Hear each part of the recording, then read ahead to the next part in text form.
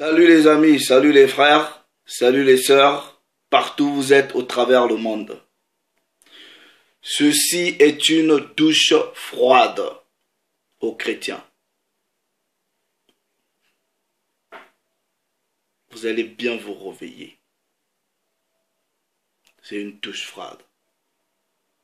Le chauffage ne marche pas, l'eau chaude ne marche pas. C'est une douche froide pour bien vous réveiller parce que vous avez besoin de ça. Le titre de cette vidéo, comme vous pouvez voir, c'est douche froide aux chrétiens. L'égalité des nations ou des âmes n'existe pas dans la Bible. Vous venez avec votre Dieu dans le christianisme là, qui fait des bisous à tout le monde, qui aime tout le monde, qui dit tous les hommes sont égaux devant Dieu. Toutes les nations sont égales. Ça, c'est ce que vous avez appris dans la religion de l'homme blanc. Ce n'est pas la vérité de la parole du Père. Ce n'est pas la vérité dans l'histoire de nos ancêtres. Ça n'existe pas. Égalité, fraternité, égalité, fraternité. Oh, les droits de l'homme, oh, les droits universels. Mais vous rêvez ou quoi? Mais vous vivez dans quel monde?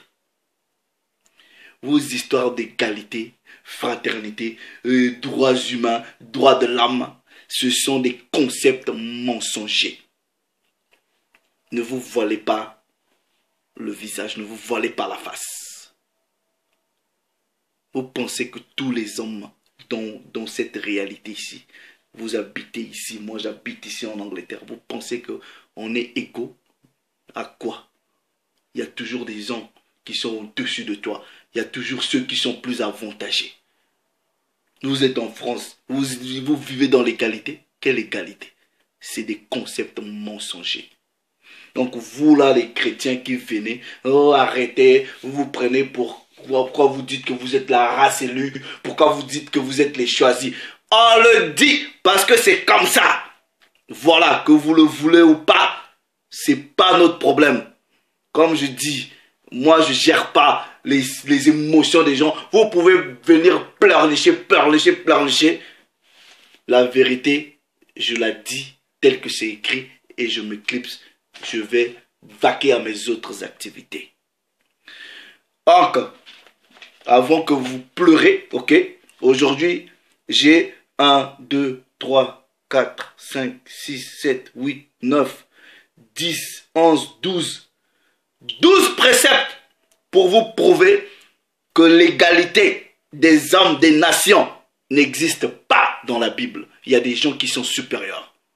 Et nous, moi qui vous parle, je fais partie de la race de ceux qui sont supérieurs aux autres, selon la vérité biblique. Vous allez me détester, c'est pas mon problème. Je dis ce qui est écrit.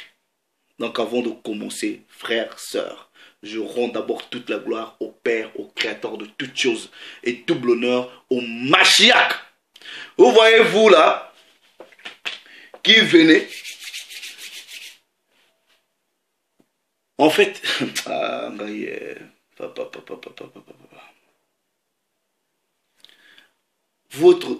nous, on n'est pas vos pasteurs dans le christianisme qui viennent là.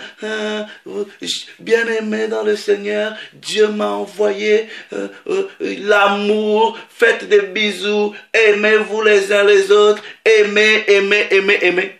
C'est l'amour, Dieu est amour, Dieu ceci, faites-vous les bisous, embrassez-vous, égalité.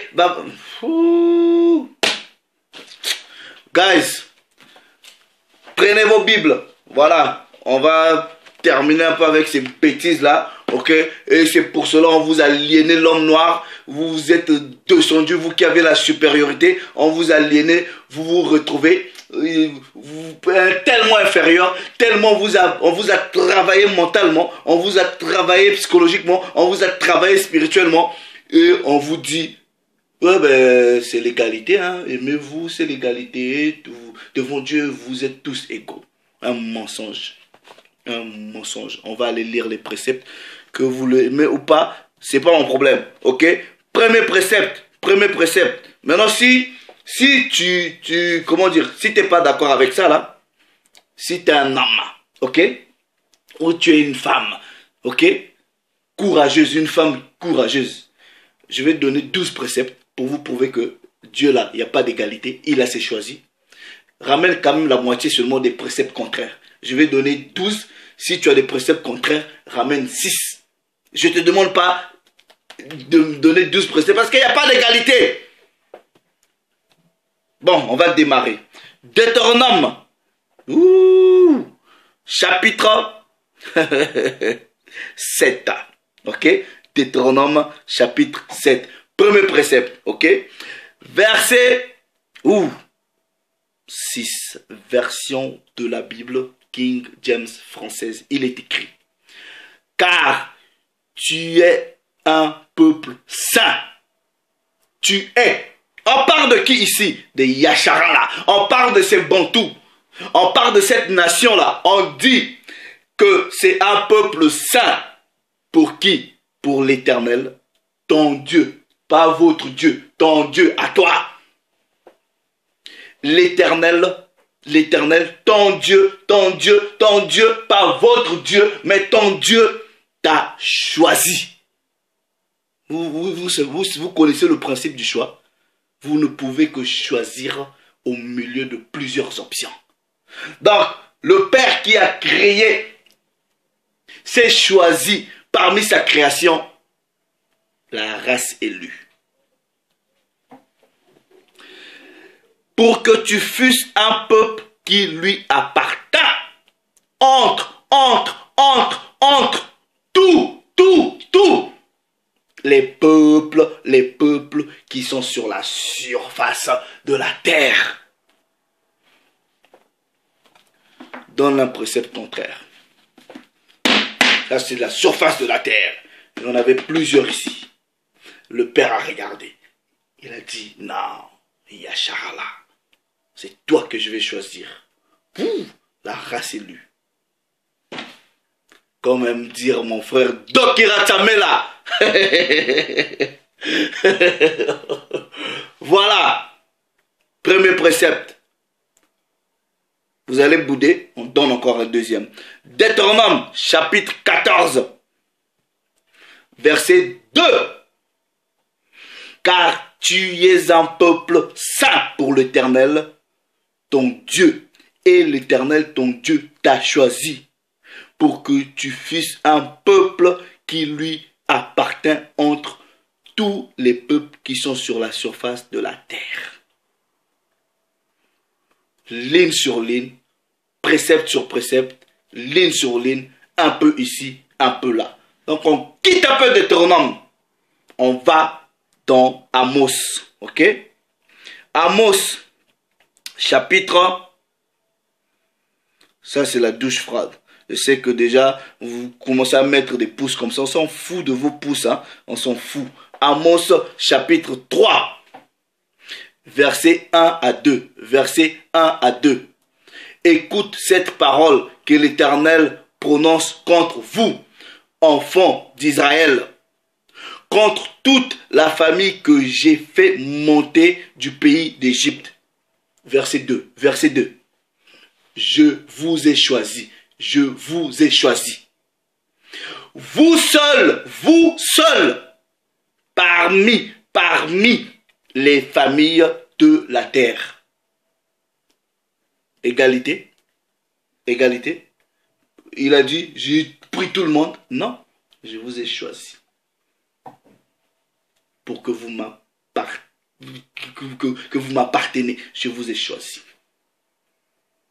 Égalité. Oh, Dieu aime tout le monde. Il n'y a pas de problème. Exode. Je vais vous expliquer à quel moment, selon la réalité spirituelle, à quel moment les hommes vont être égaux. Il n'y a qu'une raison. Ok? Exode chapitre 19. Exode chapitre 19, verset 5 à 6. Il est écrit: maintenant, maintenant, si vous écoutez ma voix et si vous gardez mon alliance, vous m'appartiendrez entre tous les peuples, car toute la terre est à moi. Vous comprenez pas les mots? Vous serez pour moi un royaume de sacrificateurs, une nation sainte. Je te dis, toi, Bantou, toi, peuple élu du Père. Oh.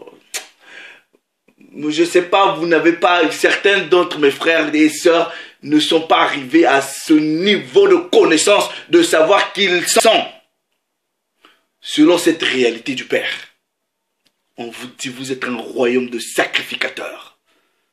Et aujourd'hui, vous êtes des lèche-bottes. Vous faites de la courbette chez les autres, chez Édom, chez Moab, chez Ammon.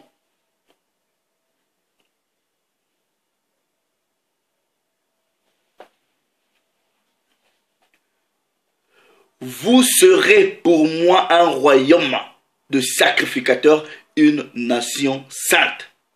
Voilà les paroles que tu diras aux enfants de Yasharala. On quitte Exode, on va chez le prophète Jérémie. Jérémie, chapitre 31. Jérémie, chapitre 31. Verset 1. En ce temps-là, dit l'Éternel, je serai le Dieu de toutes les familles d'Israël. Et ils seront mon peuple. Mon peuple, c'est de la possession. Ça aussi, ça ne vous suffit pas. On va chez un autre prophète. Ésaïe, chapitre 44. Ésaïe, chapitre 44. Il est écrit, à partir du verset 1 jusqu'au verset 3, il est écrit, écoute maintenant, ô Jacob, mon serviteur, ô Israël, que j'ai choisi. Ainsi parle l'Éternel qui t'a fait, qui t'a formé dès ta naissance. Celui qui est ton soutien ne craint rien, mon serviteur Jacob, mon Israël que j'ai choisi. Car je répandrai des eaux sur le sol altéré. Parce que vous voyez cette métaphore-là, ça veut dire que on était devenus des sols altérés. Improductif, diminué, rabaissé, haï. Mais le Père dit, je répandrai des eaux sur le sol altéré, des ruisseaux sur la terre desséchée. Je répandrai mon esprit sur ta race. C'est l'esprit là que nous avons aujourd'hui, sur ta race. Et ma bénédiction sur tes rejetants. Nous ne sommes pas vos pasteurs du christianisme là. C'est fini ces bêtises-là. C'est fini l'endormissement. C'est fini la léthargie. C'est fini le sommeil. Vous devez vous réveiller. Savoir que c'est votre histoire. Vous êtes le peuple choisi. C'est vous qui devrez enseigner les nations. Et non aller apprendre des nations des bêtises comme ça là. Livre des psaumes. Chapitre, je suis un peu énervé, hein, ok. Livre des psaumes, chapitre 135, verset 4.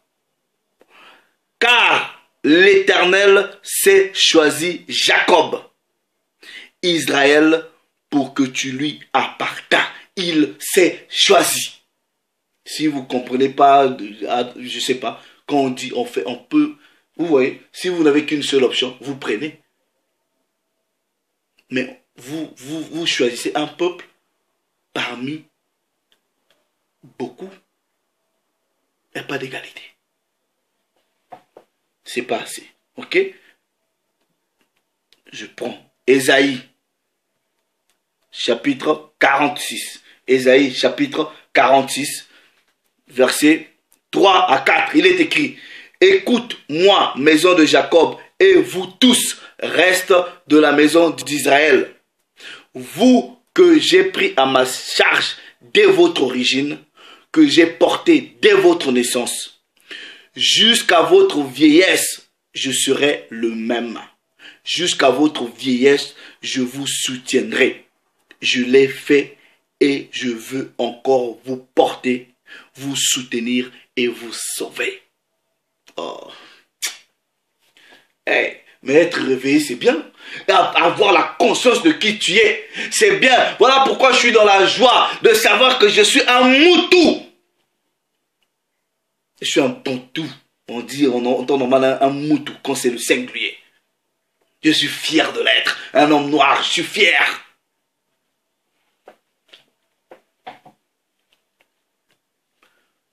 Matthieu, chapitre. Moi, je pense que les autres, il faut aller chercher votre Dieu. Il faut aller chercher vos dieux, je sais pas quoi là. Laissez-nous tranquilles. Matthieu, ne venez pas mentir sur le Père, sur le Créateur. Allez-vous chercher, vous voyez les gens qui sont dans le bouddhisme. Non, on s'en fout d'eux, c'est leur problème. Eux, ceux qui sont dans l'islam, c'est leur problème. Mais quand il s'agit de la Bible ici, ne venez pas nous embrayer. Ne venez pas nous embrayer. Matthieu, chapitre 22, verset 32. Il est écrit: je suis le Dieu d'Abraham, le Dieu d'Isaac, le Dieu de Jacob. Dieu n'est pas Dieu des morts, mais des vivants. Mais c'est de la possession. Nous appartenons au Père.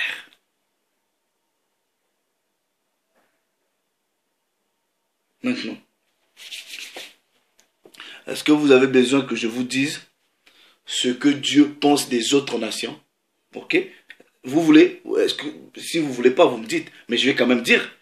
On va maintenant voir, ok, ce que Dieu pense des autres nations. Puisque vous dites, ah, amour, amour, ah, Dieu, viens, on va danser la rumba. Ah, la rumba, Dieu, mon cœur, vous dansez la rumba avec Dieu. On va voir ce que la parole dit.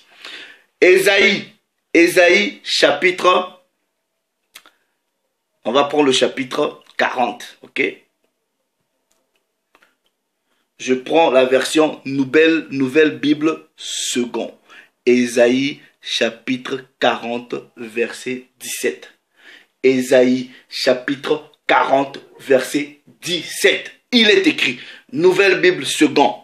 Les nations sont comme rien devant lui. C'est un zéro. Elles ne valent pas pour lui.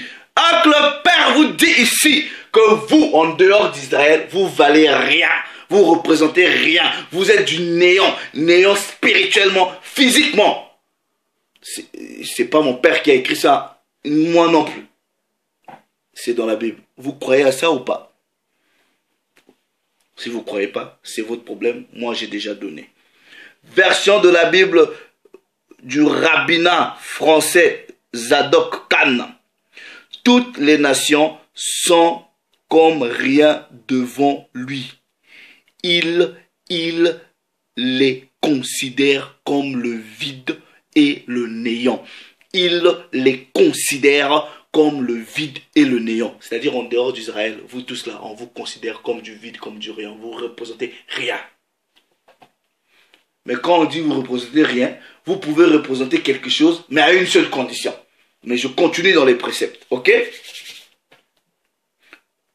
Romains, chapitre 9. Romains, chapitre 9. Romains, chapitre 9, verset 13. Romains, chapitre 9, verset 13. Il est écrit: j'ai aimé Jacob. J'ai aimé Jacob. J'ai haï Ésaü, Esau. Le Père dit qu'il a aimé Jacob, il a haï Ésaü. C'est qui Jacob? Sa descendance, c'est nous. et Ésaü, ben, vous connaissez la descendance d'Ésaü. Maintenant, le dernier précepte que je vais donner là, ça c'est la totale. Ça c'est la totale. Et il n'y a pas d'égalité. Le Père a dit dans Ésaïe chapitre 40 verset 17 que les nations là représentent rien. Mais on va voir, ok? Deuxième livre d'Esdras au chapitre 6. Deuxième livre d'Esdras au chapitre 6. Ok? Ça, c'est ceux qui ont les versions anglaises.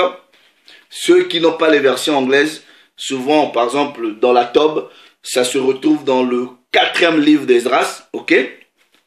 Au chapitre 6. Nous allons lire à partir du verset 53. À partir du verset 53. Il est écrit: le 6e jour, tu ordonnas à la terre de produire devant toi les bêtes de somme. Version Tob. Les bêtes sauvages et les reptiles. Et aussi, au-dessus d'eux, Adam, que tu as instauré chef sur toutes les œuvres que tu as faites. Écoutez bien. Donc le Père a crié et il a donné cette réalité à Adam comme étant le ministre, le gouverneur. Là on est d'accord. Écoutez bien. Ouvrez bien vos oreilles, ok? Vous que ramenez toujours vous pleurez. Dieu d'amour, que Dieu me fait des bisous. Non. Regardez bien. C'est lui, c'est de lui. Lui là c'est pour Adam. C'est de lui. Je répète, c'est de lui que nous sommes tous issus. C'est de qui? D'Adam. Que nous sommes tous issus. Nous, le peuple que tu as choisi. Qui était le peuple que le Père avait choisi? Israël. Mais nous continuons la lecture. J'ai dit tout cela devant toi. C'est l'un de mes versets préférés. Bon, favori, hein. Vous voyez, c'est bien souligné. Regardez. J'ai dit tout cela devant toi, Seigneur, car tu as dit que c'est pour nous que tu as créé ce monde. Mais quant aux autres peuples, nés aussi d'Adam, tu as dit qu'ils ne sont rien. Ça c'est Ésaïe chapitre 40 verset 17. Qu'ils ne sont rien. Ils sont comparables à un crachat. Ils sont comparables à un crachat. Vous allez déchirer les Bibles là, c'est parce que ça va vous énerver. C'est écrit. You are like a spittle.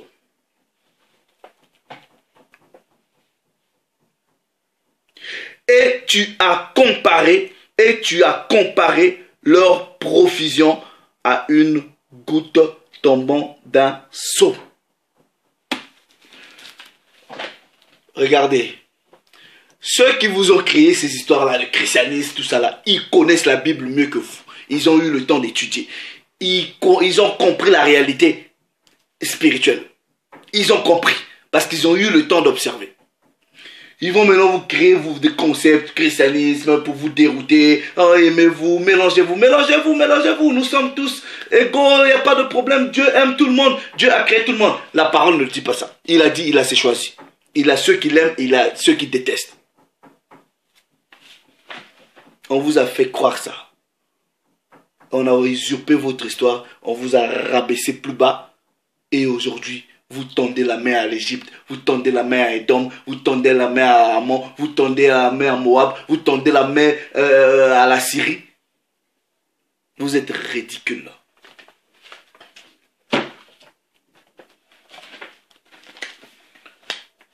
Qu'est-ce qui s'est passé? Pourquoi cette déchéance?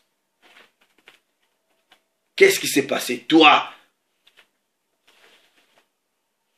qui est de la race choisie du Père. Daniel, chapitre 9. On va vous expliquer ce qui s'est passé. Daniel, chapitre 9.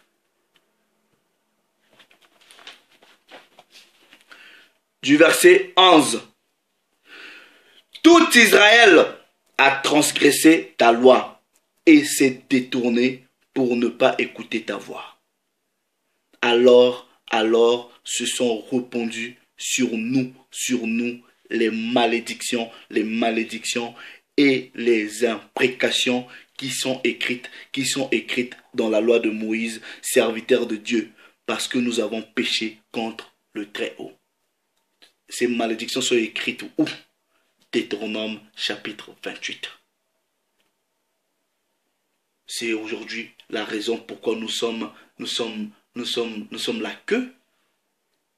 C'est pour cela aujourd'hui on est l'objet de sarcasme, la risée de tout le monde. C'est pourquoi on est dominé, malmené, entraîné dans la boue. À cause de la désobéissance de la loi. Donc toi, peuple élu du Père, réveille-toi. Reviens à la loi de tes parents. Ce n'est que par ça que tu vas retrouver ta gloire.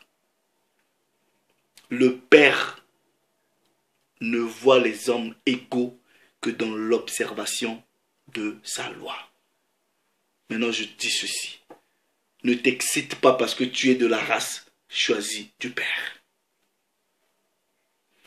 Un Édomite, je répète, un Édomite, un Ammonite, un Philistin, un Moabite qui vient et se soumet à la loi du Père, du Créateur, aura beaucoup plus un regard favorable devant le Père que toi qui es issu de la race choisie. Fais très attention. C'est pas parce que tu fais partie de la race choisie, si tu ne respectes pas les lois, ton élection ou ton choix là ne représente rien. Un Édomite aura un regard favorable devant le Père que toi. Revenons à la loi. Il n'y a pas les histoires d'égalité. Il n'y a pas les histoires d'égalité. Il n'y en a pas. Comment ça? On vit ici, il n'y a pas d'égalité. J'ai mes limites. Il y a quelqu'un qui a plus de droits que moi. Il y a encore une autre personne qui a plus de droits que cette autre personne-là.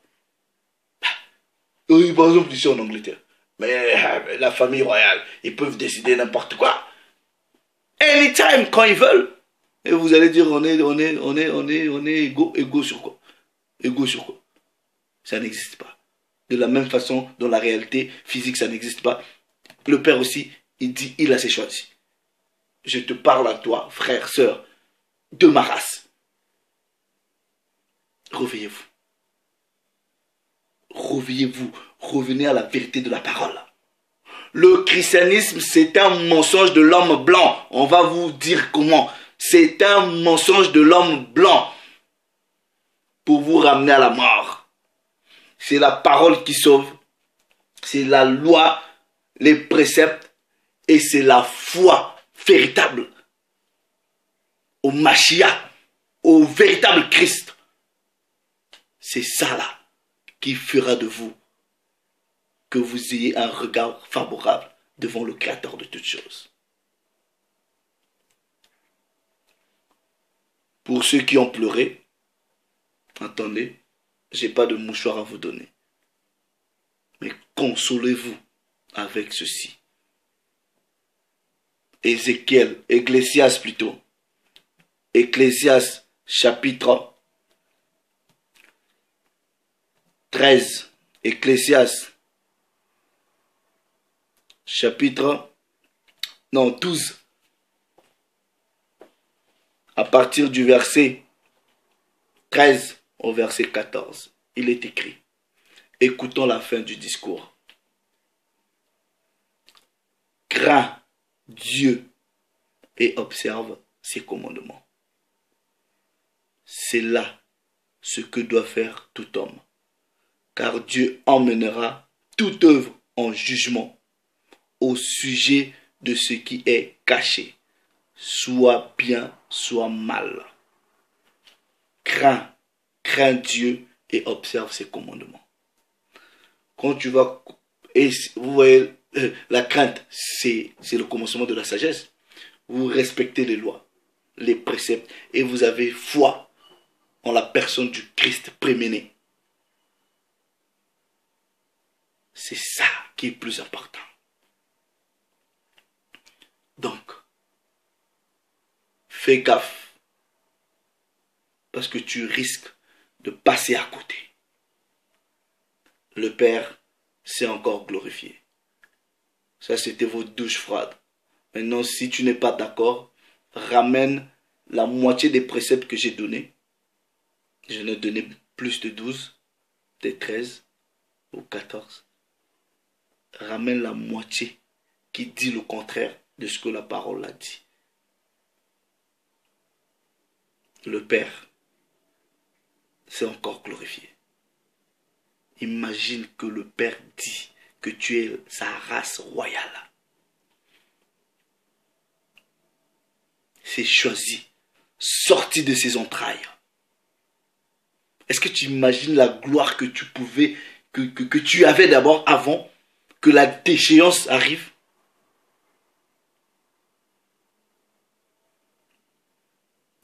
Come on, guys. Réveillons-nous. Réveillons-nous. Et je vous dis, c'est beau d'arriver à cette connaissance-là. Et à ce positionnement-là, spirituel, de savoir qui tu es selon cette réalité. Moi, je ne suis pas intimidé par quoi que ce soit. Personne ne m'intimide. Parce que je sais, je suis de la race choisie. Du peuple élu. Donc rien ne peut m'intimider. Le Père est avec moi et il se glorifie toujours. Shalom.